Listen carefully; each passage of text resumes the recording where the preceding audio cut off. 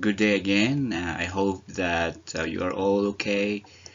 We have so many struggles in our review um, because of so many decisions that has to be made among our officials, but we cannot stop from moving forward or else we're dead. That's why what can we do? We have to go on and prepare for the best. We don't know when is the time of your examination, but we must be ready because we don't know when the government will say we'll have it on February or March. So at least we are well prepared when that day comes. So we should not lower also our guard for the pandemic, but as well as we should not lower also our guard as far as our board exam is concerned. So let us always be prepared for the future. So the last time I had session with you was the traffic management and accident investigation.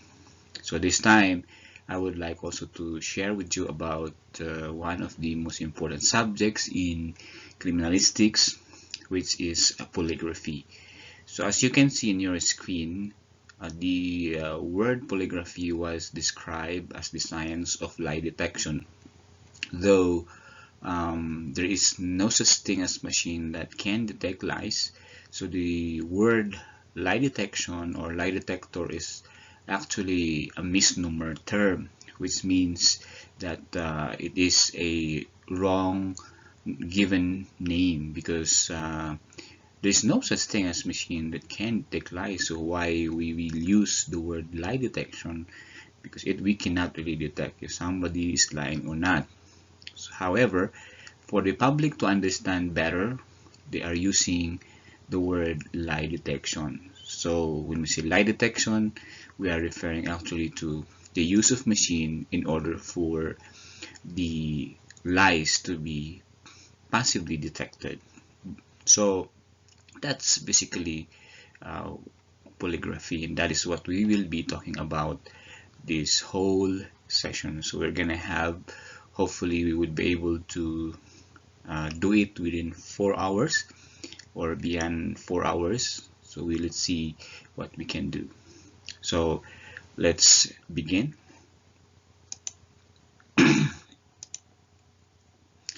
So still on process. So here it is. Okay, so let's start with definition of terms. So we call it operational terms because these words are defined operationally, which means that uh, when these words are defined, they are defined according to how we will use them in specifically for our subject matter, polygraphy. Although some of them are defined in common dictionaries, but that's the general definition. But when we say operational terms or definition, we are referring to a specific meaning in as far as detection of lies is concerned. So let's start with the word polygraph.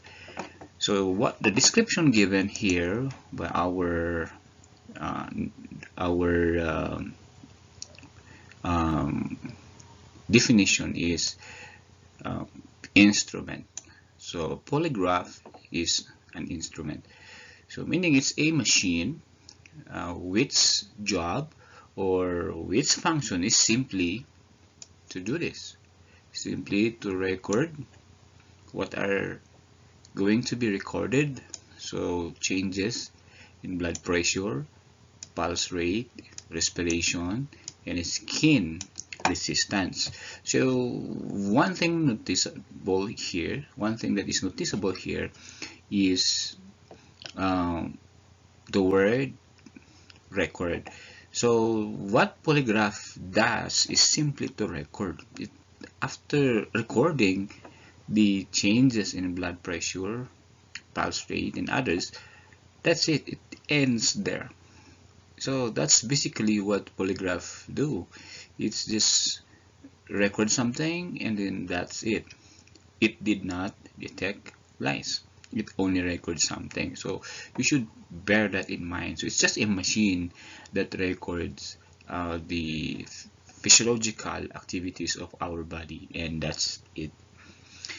So the word polygraph originated from two words. We have here the what we call as the etymological meaning. The root words of the word polygraph is poly, which means many, and then the graphs, which means writing.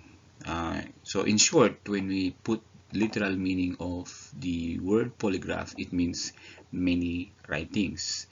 Uh, Probably they call it many writings because after you conduct the polygraph test, what you see are many writings. What do you mean?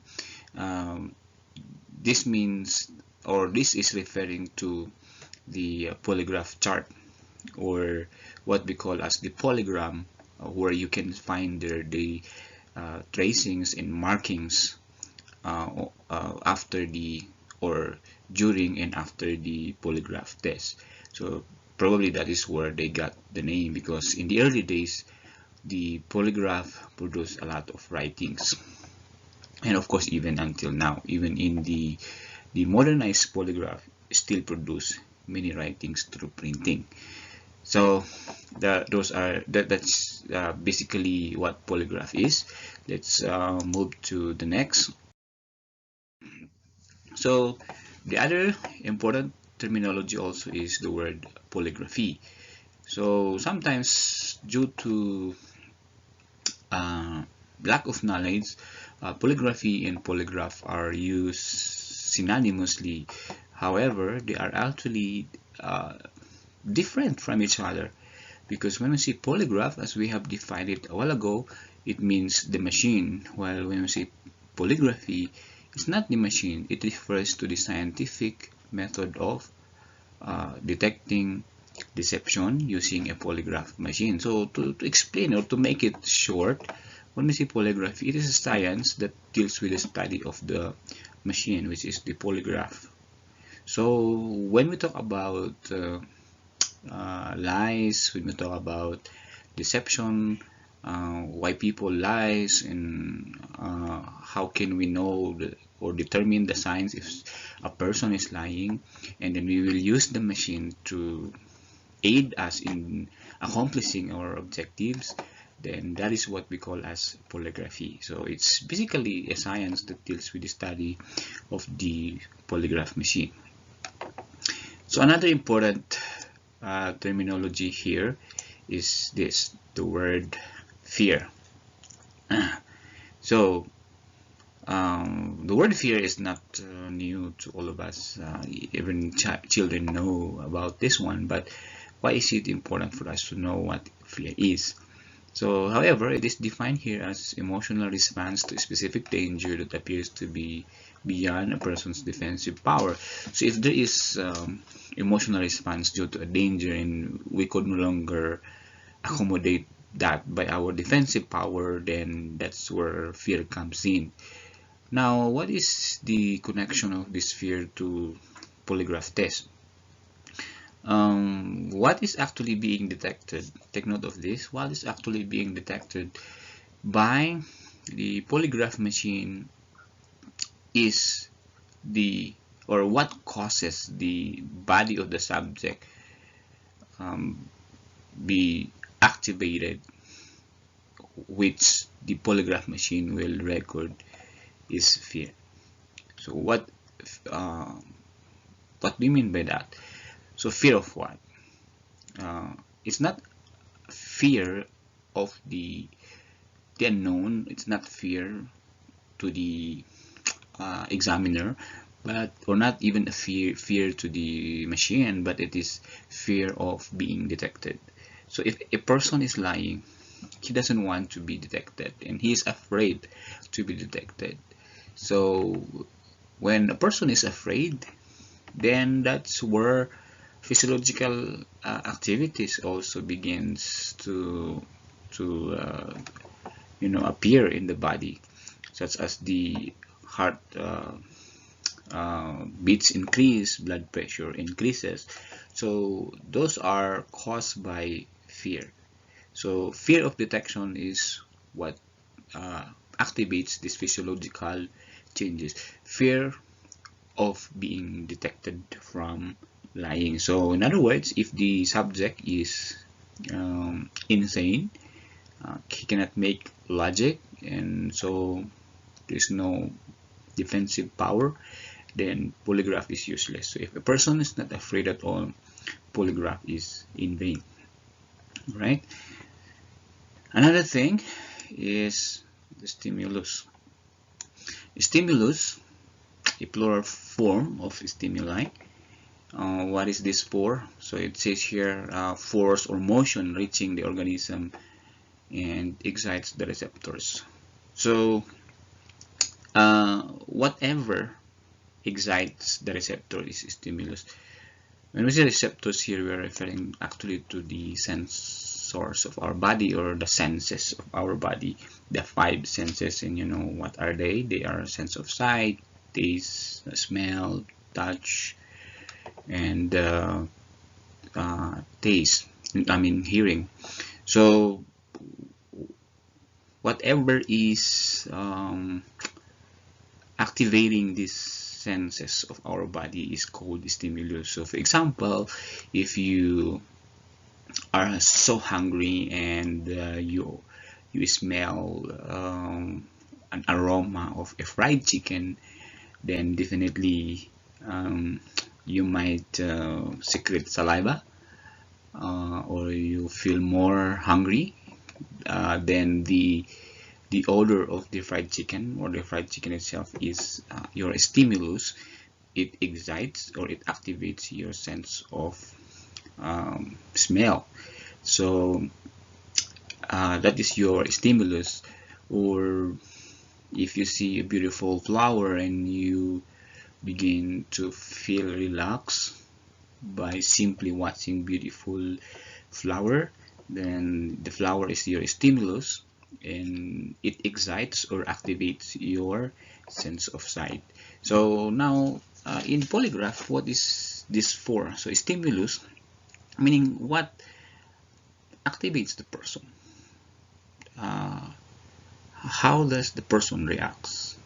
So in polygraph test, our stimulus is question. You ask a question, and from there everything begins. That's where everything starts. So stimuli or stimulus in polygraph test is question or questions. So when you ask question and the subject heard it through sense of hearing, and from there the mind, the brain will activate the body, and then everything goes there. So we'll have further explanation on this when we go to sympathetic and parasympathetic subject matter.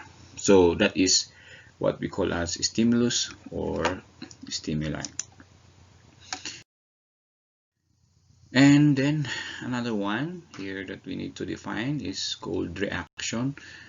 So it is an action in mental attitude evokes by external influence. So this external influence is of course the stimulus. So it is an action in mental attitude. So meaning if there is or the stimulus is so irresistible to your senses, then definitely it causes your body to react. So for example, somebody backs you in your face, then the reaction there is of course you will say ouch, or you might fall down. So that is reaction. Or let's say the examiner asks a question like, were you the one who killed the victim? And then the subject look at the examiner, and his eyes and then tried to kick or box him. That is his reactions. So in polygraph test, what comes first is reaction before the response. So to make it easier for us to understand, when we say reaction, it is your immediate response, like when somebody bucks you, then you say ouch, so that is your reaction. But in polygraph test, what is being recorded is not the reaction, instead the response. So what do I mean by that? When we say response, this comes after reaction. So if I ask a question, like for example, I ask you a question, I'm the examiner, and I ask you a question like, are you the one who killed the victim? And then you look at me and you want as if to kick me or box me. That's your reaction, but later on you feel so hot in your body, you tremble, you sweat, then that is response. So the sweat, the trembling of your body, the increase of heartbeat is your body's response, is not your reaction. Although they go together, reaction first and then response, so they are inseparable. But what I'm trying to point out here is in polygraph tests, what we are recording is their response. So another term here is deception. So I think this is not a difficult word to understand. Deception is defined here is an act of deceiving or an act of misleading. So it is usually accomplished by lying. So lying and deception are actually different also from each other, although yeah, lying is always the initiator. So when we see deception, when you mislead somebody, or usually it results to injury or distraction when deception is done. While lying, you might have misled somebody, but it might be that nobody was hurt. So lying is like shallow, and then deception is much dangerous. But deception, as long as you misled someone to believe you, and that's what we call deception. And another term is this one, detection, the discovery of existence, presence of fact or something. So when there's something hidden or obscure, then we try to detect it. That's why in our subject matter we use lie detection, because what we wanted to know is detecting lies. So I think that is not that hard. And yeah, lying is simply not telling the truth, and yeah, being untruthful is lying. So I think I will skip this part, so it's not that hard for you to understand, as long as you know the difference already between deception and lying. So you deceive someone by lying. So you might have lied, but maybe you have not deceived someone. So that's the difference. And then this is what I was referring to a while ago when I was trying to explain to you what is reaction. So response is any activity or inhibition of the previous activity of an organism resulting to from stimulation. So like what I said, the sweating, the trembling, the blushing of face, and twitching of lips like this is an example of response. Okay, and this is it. So we have another term here, specific response. It's defined as any deviation from normal tracing of the subject. So when we see deviation, the word deviation, something like this: you are trying to hit the target here in the middle, that's your target, but when you are trying to hit it, it went there.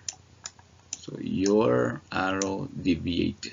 So that's where the word deviation came from. So when we see specific response, it is something that went differently from your target.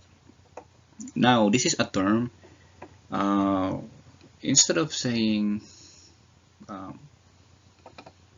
abnormal tracing, what we call, or yeah, how do we call them, is actually specific response. So instead of saying abnormal tracing, we just call it specific response. But it's actually the same with abnormal tracing, which means that if, for example, this is the normal tracing and then suddenly it went up, yep, it went up like this, then went back to normal. So if you look at this is abnormal compared to this. So we don't call this one as abnormal tracing. Instead, we call it specific response, because it says here deviation. It went differently from the target. So that's how we call it. And of course, normal tracing. So normal refers to this one. There is a specific measurement for each tracing. Like for example, in pneumograph, the tracing should not be more than 1 inch. It should be 1/2 to 3/4 inch only. So if it went up beyond 3/4, then that is already abnormal or specific response. So the normal one is from 1/2 to 3/4 inch. So something like that. That is the basis in determining if a tracing is normal or not. Of course, the person conducting the examination is called polygraph examiner, or simply known as examiner. Okay, so I think, yeah, I'm sorry, this is actually an example of specific response, so that you will not forget it. So all of this part here is called specific response, because they are all abnormal, as you can see it.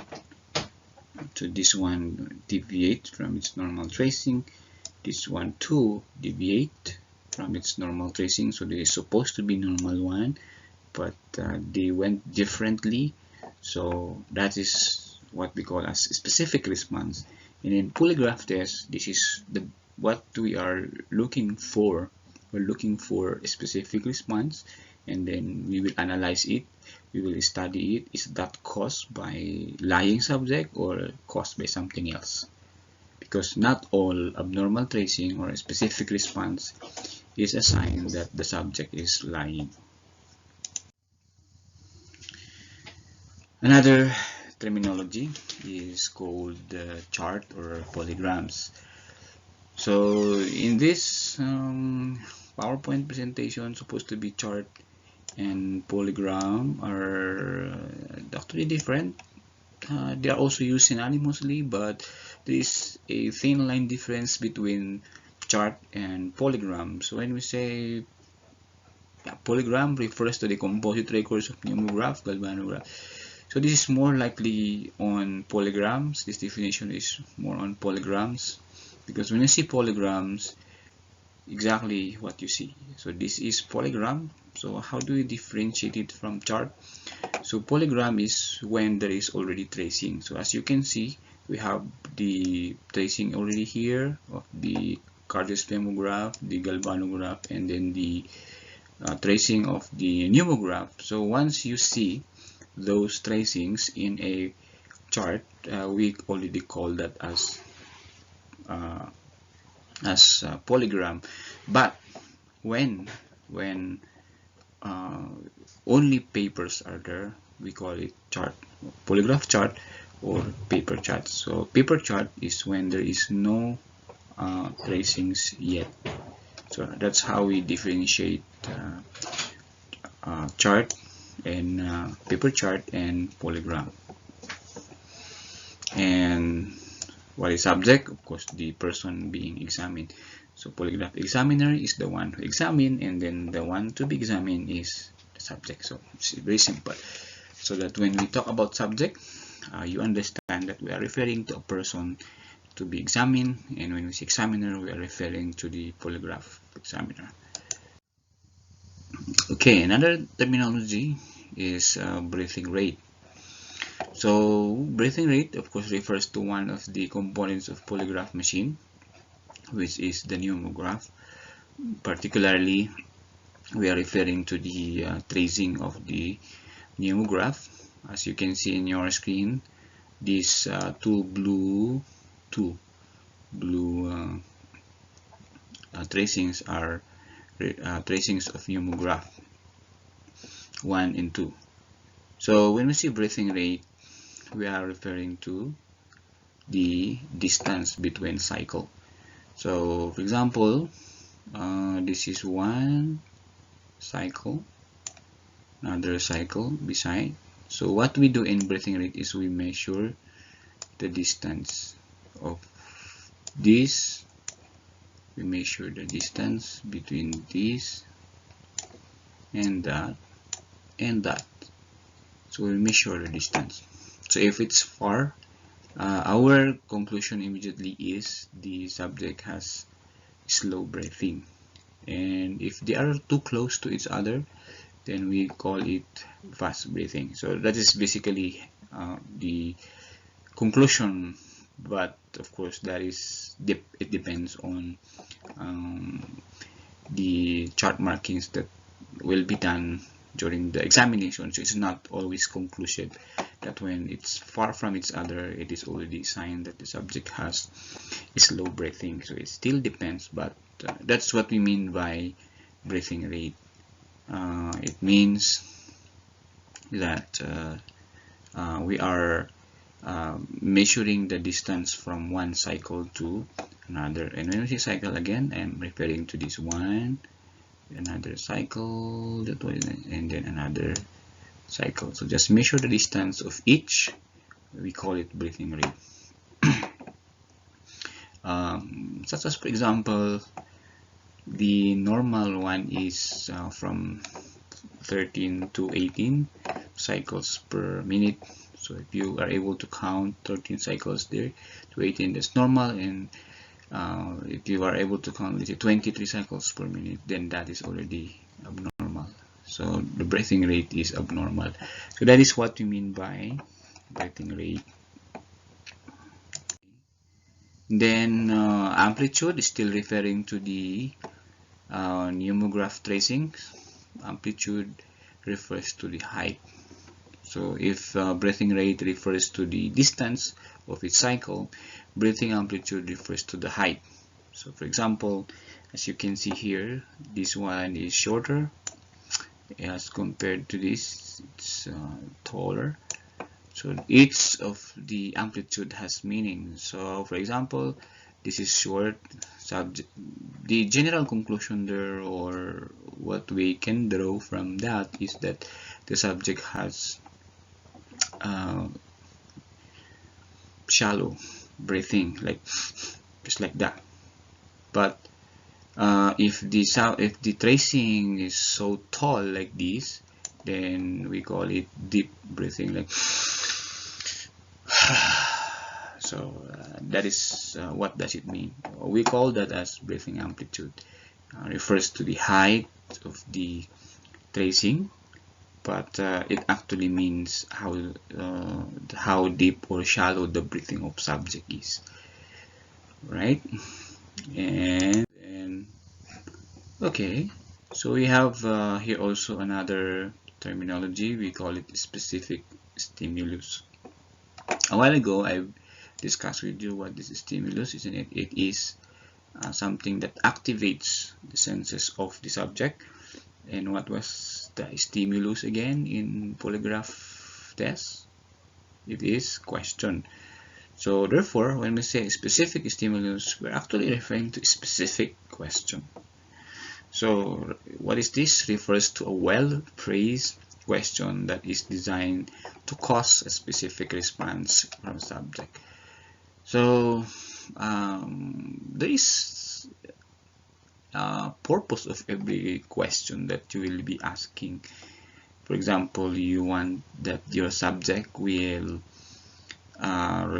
react to what he has been doing 10 years ago. Then what you will ask is primary control question. So that is your specific stimulus.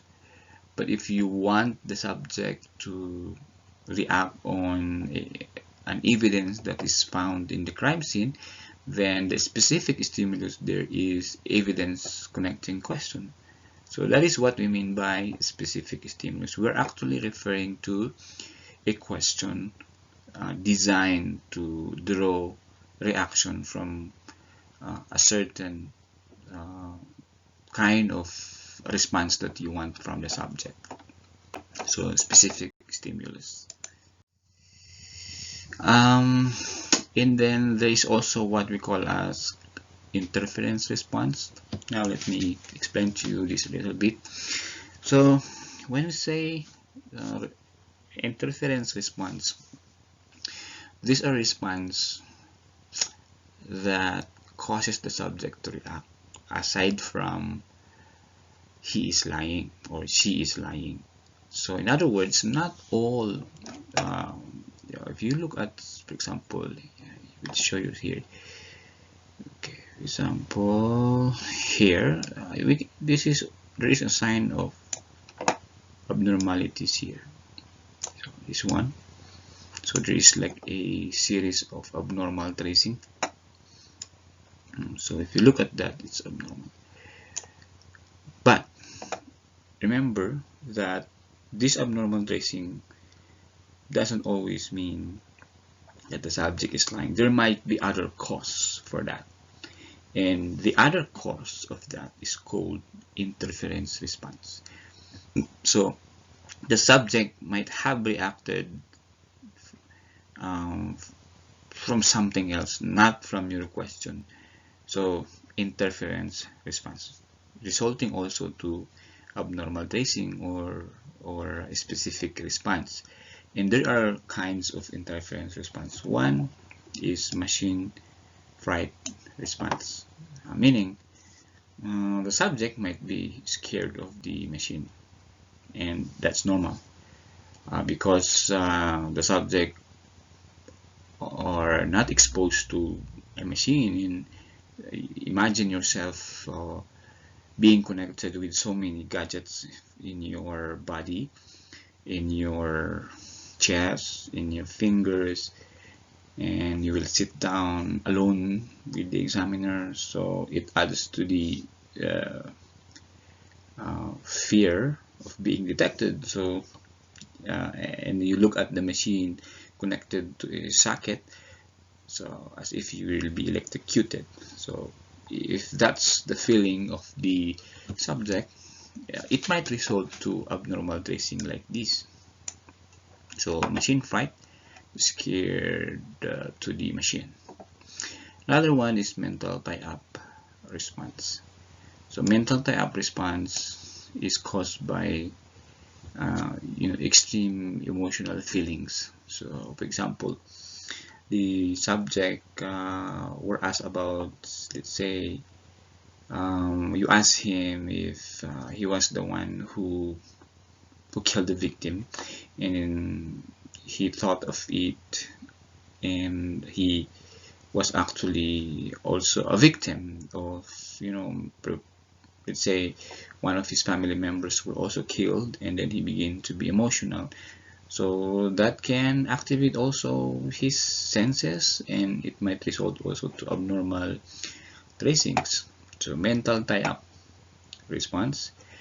Another one is interference response, outside interference response. So for example, you are in the examination room, and then suddenly the cell phone of your examiner rang loudly and violently, and then you were shocked, you were scared of the sound, and then you move your body, or your heartbeat increased because of the noise of the cell phone, or noise outside, or a thunder. Suddenly there's thunder, then it can create also abnormal tracing like this, and that's what we call outside interference response.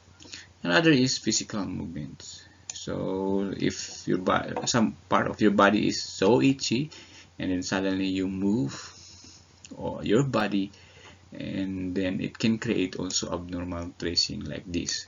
So As you can see, there are so many possible causes of abnormal tracings, and all of them are called interference response.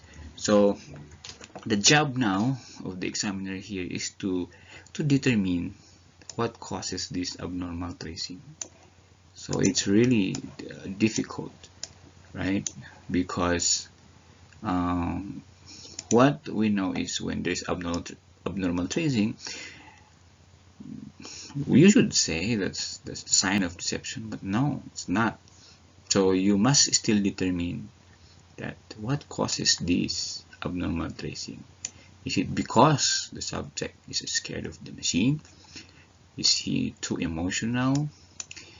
Is there noise that he heard, or did the subject see um, something inside that shocked him, or did he move or she move her body? So these are the questions that you have to resolve, and before you can make a conclusion that these abnormal tracings are a sign of deception. So it's really difficult job. Then another terminology is called sensitivity. So sensitivity refers to a degree of amplification for which the instrumental lie detector is set to amplify the subject's responses to a desired magnitude. So maybe you can imagine this if you have seen a polygraph machine. There are people that are not so sensitive, and if according to your interview you have found out that a person is not that easily reacting to certain things, like the subject has a tough emotion or feelings, that she or he is insensitive to what's going on around him, and there is something that you can adjust in your machine. We call it sensitivity to amplify. It's easier to amplify subjects, meaning to increase the sensitivity of the response of the subject. If they are not so sensitive, then you increase. But if you made a test or in your pre-test and then you found out that your subject is too emotional and he's crying already when you ask something, it means he or she is so sensitive, then decrease the sensitivity of your machine. So you need to balance it also. Okay, so this one is already mentioned a while back, so I'm not going to discuss that further. So okay, so I think those definition of terms have helped you already understand the at least a little of polygraph test, or it might have helped you remember what you have learned or your stock knowledge. So to continue, let's go back again to the short history of the polygraph. So what we have right now is actually the product of the past, and it is evolving every day or every second. The way we deal with the deception is different from the past, but we have still common goal, which is to detect if someone is lying or not. My common question, if I have a face-to-face class, is why is it difficult for courts to solve cases in court? Why even in modern countries there are still a lot of cases in court that are difficult to settle, and many people are still convicted, wrongfully convicted, because so many reasons, and that's pathetic in our society. So why is it difficult to detect? I mean, why is it difficult to solve cases? And one of the reasons, just one of the reason is because of lie. Because of lie. If only uh, people do not lie, then there is no need for court. If we are all truthful, then every case would be resolved, because if you kill someone, then here comes a policeman, asks you, were you the one who killed? And then you don't want to lie, then you say simply yes, and then case is solved. But that's not our world. Everybody lies. Nobody, even whoever is that person, whatever is his profession, every one of us lies. In fact, survey says that we lie 20 times a day, on average. So the struggle of the early civilizations or early human being is still our struggle today. So if we only find a machine or solutions on how can we detect lies, then problems in court might be solved once and for all. But that's not possible. So what we're gonna do now is to trace back how do they detect deceptions in the past. So let's see. So the first one is I'm not going to discuss. I'm not going to dwell so much discussing these things, because these are, I think, easy to understand. So one of the practices before in detecting lies is trial by combat, where two accused will fight each other, and whoever wins will be considered as guilty. So it's like the easy job, isn't it? If you found someone lying between two who are fighting each other, then go let them fight, and whoever wins will be innocent. Trial by ordeal. This one is, so many for this trial by order. It could be the person will be tortured, and if he is hurt or give up, then he is guilty. If he's not hurt at all, then he's innocent. Trial by hot iron ordeal. So here, the suspect here will be required to lick a hot iron 9 times, and if he's not hurt, he's innocent. So imagine that you lick a red hot iron, and if you're not hurt, you will be considered as innocent. Another ordeal by balance, or by balance, like something like these. Then the accused is here, and then the weighing stone is here. So you go there, and then if you are having the same weight, then you balance it, and then if then later on there will be incantations, or the priest will pray, and then you will go home first, and then you come back, and then if you become lighter, then you are considered innocent. Ordeal by rice chewing. So there are so many kind of ordeals being done here, like you chew the rice and spit it out dry, and if the if you haven't been hurt at all, or no blood came out from your lips, then you are innocent. So yeah, so if you look at this, there are so many crazy stuff they're doing before, and the only reason why they do that, for example, is they require the two suspects to fight each other, is their belief in God. Like what happened in David and Goliath, that is an example of trial by combat, although it's not the same nature. But what I'm trying to point out there is, even though Goliath is small, big, and David is small, they believe that their gods will help them. Also, Daniel in the lion's den is an example. That's what they do also before, to determine if somebody is lying or not. They will put them in front of an animal. If the animal will not eat them, then they are innocent. Like they kneel, because at that time they believe that their God will rescue if they are innocent, and if they are guilty, their God will just abandon them. So their belief in the supernatural being strengthened this kind of early detecting of deception. So if you look at them, they're so crazy, they're inhuman, they're barbaric, but it is part of our history. We cannot deny that it happens in the past. So we may laugh at them and ridicule what they have done, but this is how we start in detecting deceptions, and it continually evolve until the one we have now.